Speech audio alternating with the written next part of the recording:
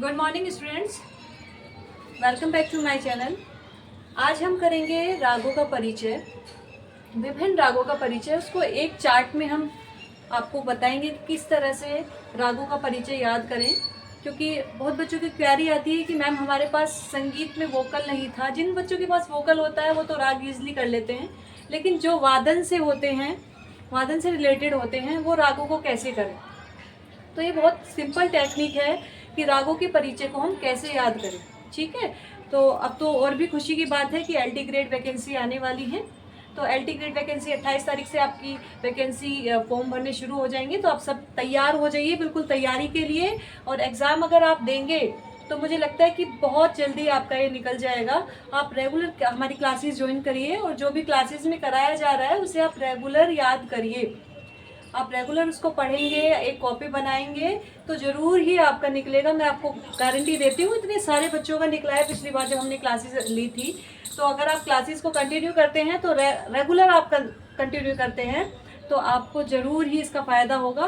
और ज़्यादा से ज़्यादा बच्चों को शेयर करिए, इसको लाइक करिए। और जो चीज़ें समझ में ना आए आप कमेंट कर सकते हैं।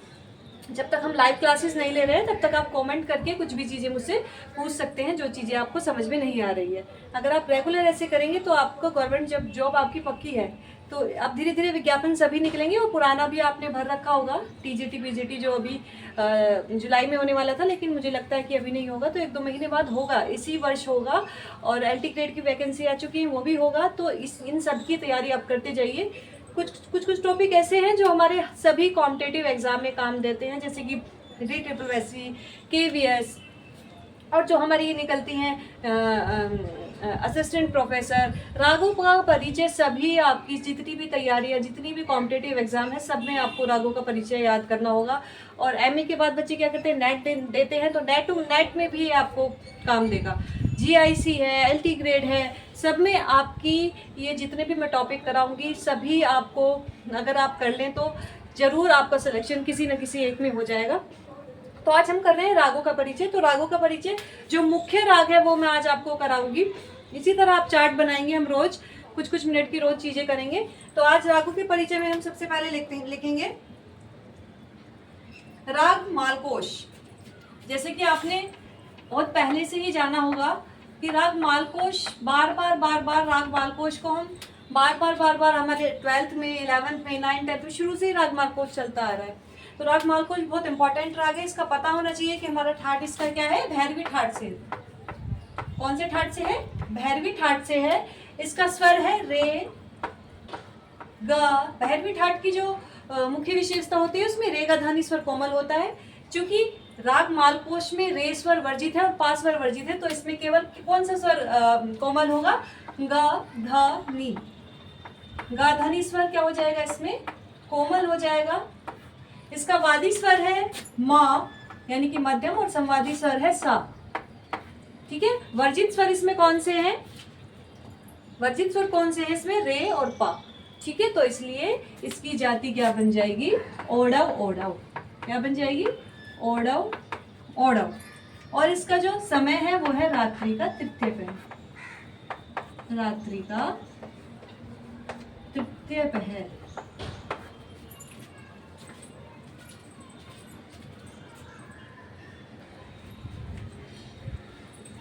इसी तरह नेक्स्ट राग पे आते हैं। नेक्स्ट राग है हमारा केदार राग।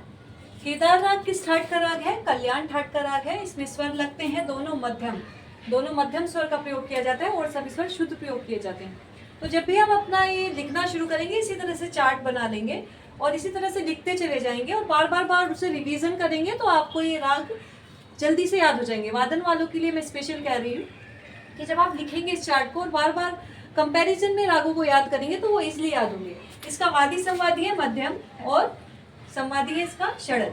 वादी है मा, संवादी है सा, जाति है ओडव षडव, और इसका जो समय है वो है रात्रि का प्रथम पहर। इसके बाद है हमीर। हमीर राग जो है वो कल्याण ठाट से राग है। इसमें भी दोनों मध्यम का प्रयोग किया जाता है। इसके जो वादी स्वर है वो धा है, यानी कि धैवत है, और संवादी है इसका गांधार। जाति है इसकी संपूर्ण और समय इसका है रात्रि का प्रथम पहर। अधिकतर आपको देखने को मिलेगा जो कल्याण ठाट के राग होते हैं उनका समय रात्रि का प्रथम पहर ही होता है। वृंदावनी सारंग राग है। वृंदावनी सारंग राग काफी ठाट से है, इसमें दोनों नी का प्रयोग किया जाता है, यानी कि इसमें कोमल नी का भी प्रयोग किया जाएगा और शुद्ध नी का भी प्रयोग किया जाएगा। वादी संवादी इसकी रे और पा है, वादी स्वर रे, संवादी स्वर पा। जाति ओडव, और इसका जो वर्जित है इसमें स्वर वो कौन कौन से हैं, गा और धा।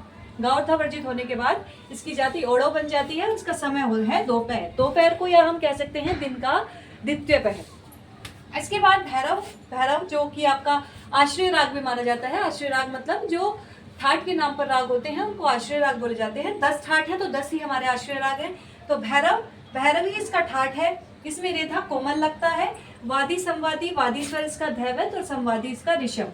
कई बार आया है, बहुत इंपॉर्टेंट राग है भैरव राग। संपूर्ण जाति का राग है और इसका समय है प्रातःकाल का। इसको सुबह 4 से 7 के बीच में इसको गाया बजाया जाता है, तो उसको संधि प्रकाश राग भी बोलते हैं। तो कई बार इस तरह से क्वेश्चन बन जाता है कि इनमें से संधि प्रकाश राग बताइए कौन सा है, प्रातःकालीन संधि प्रकाश राग बताइए कौन सा है। संधि प्रकाश 2 प्रकार के होते हैं ना, प्रातःकालीन और सायंकालीन। तो फर्स्ट में जो आता है प्रातःकालीन में आता है वो भैरव आता है। भीमपलासी जो राग है इसका ठाट है काफी ठाट, स्वर है इसमें ग और नी कोमल, वादी संवादी माँ और सा, और इसकी जाति है ओडव संपूर्ण। इसका समय है दिन का तीसरा पहर। जाति इसकी ओडव संपूर्ण है भीमपलासी राग की, और इसमें वर्जित स्वर है आरोह में रे और धा। आरोह में रे और धा वर्जित होने से इसका आरोह ओडव जाति का बनता है और अवरोह इसका संपूर्ण जाति का। सारे स्वर प्रयोग किए जा रहे हैं तो संपूर्ण जाति का बनेगा। जौनपुरी राग है, इसका ठाट है आसावरी, स्वर है इसमें ग ध नी, तीनों स्वर कोमल। ठीक है, आसावरी ठाट की विशेषता भी यही होती है कि इसमें ग ध नी स्वर कोमल प्रयोग किए जाते हैं। वादी स्वर इसमें है धा, संवादी है उसमें गांधार। जाति है इसकी शाड़व संपूर्ण, यानी कि इसके आरोह में गंधार स्वर वर्जित है, इसलिए इसकी जाति है शाड़व संपूर्ण। दिन का दूसरा पहर इसका समय है। समय दिन के दूसरे पहर कह दो या दोपहर कह दो, ऑप्शन में जो भी हो वही आपको करना है। इसके बाद बात करते हैं हम दुर्गा। दुर्गा बहुत इंपॉर्टेंट राग है। दुर्गा कई बार आपको देखने को मिलेगा। जो दुर्गा राग है ये 2 ठाटों पर आधारित होता है। कौन कौन से राग ठाटों पर, बिलावल और खमाज। इसमें सभी स्वर शुद्ध प्रयोग किए जाते हैं। वादी संवादी धा और रे है। जाति इसकी ओडव ओडव है। इसमें गा और दी पूर्णतः वर्जित है और ये रात्रि का द्वितीय पहर। फिर अब आहार राग, इसका ठाट काफी है, गा कोमल, इसमें नी दोनों प्रयोग किए जाते हैं, यानी कि कोमल नी भी प्रयोग किया जाता है और शुद्ध नी भी प्रयोग किया जाता है। वादी संवादी इसमें माँ और सा है। शाड़व, शाड़व इसकी जाति है और इसका भी समय रात्रि का द्वितीय पहर है। हिंडोल राग, ये कल्याण ठाट का राग है। इसमें मध्यम तीव्र प्रयोग किया जाता है। इसका वादी संवादी है धा और गा। जाति है इसकी ओडव, इसलिए इसमें जो वर्जित स्वर है रे और पा है। समय है इसका दिन का प्रथम पहर। इसके बाद गौड़ सारंग राग है। गौड़ सारंग का कई बार पूछा जाता है कि इसका जाति क्या है। इसकी जाति जो है वो व्रत संपूर्ण है, यानी कि सीधे संपूर्ण जाति जो होती है वो सीधे उसमें स्वरों का प्रयोग किया जाता है।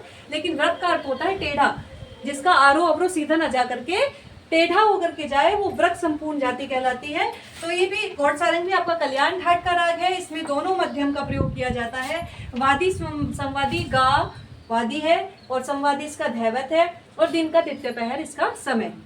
इसी तरह हम आगे की सीरीज भी करेंगे।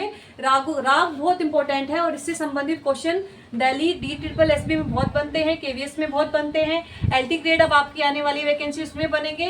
तो अगर आप इस तरह से रागों को याद करेंगे कंपैरिजन में, आगे भी मैं आपको अलग अलग चीज़ें कराऊंगी, जैसे कि ठाट के आधार पर राग या कौन कौन से ठाट के सेम राग हैं, कौन कौन सी जाति सेम है, कौन कौन से जो वादी संवादी हैं वो सेम राग के सेम है। तो इस तरह से मैं आपको, जिससे आपको लर्न करने में बहुत ईजी हो, इसी तरह तैयारी करते रहिए और गवर्नमेंट जॉब पाइए, सरकारी जॉब पाइए। मैं आपके बिल्कुल साथ हूँ। बस आपको क्या करना है, मेरी वीडियो को लाइक करना है, कमेंट करना है, कमेंट जरूर करना है, ठीक है। और ज़्यादा से ज़्यादा बच्चों को, जो म्यूज़िक के बच्चे हैं उनको शेयर करना है, उनको कहिए कि आप सब्सक्राइब करिए जल्दी से और वीडियो को प्रमोट करिए। बस यही आपसे एक ख्वाहिश है। मैं जितने भी आपके अपने मेरे हैंड रिटन नोट्स हैं मैं सब आपको उपलब्ध कराऊंगी। Thank you, goodbye, bye bye.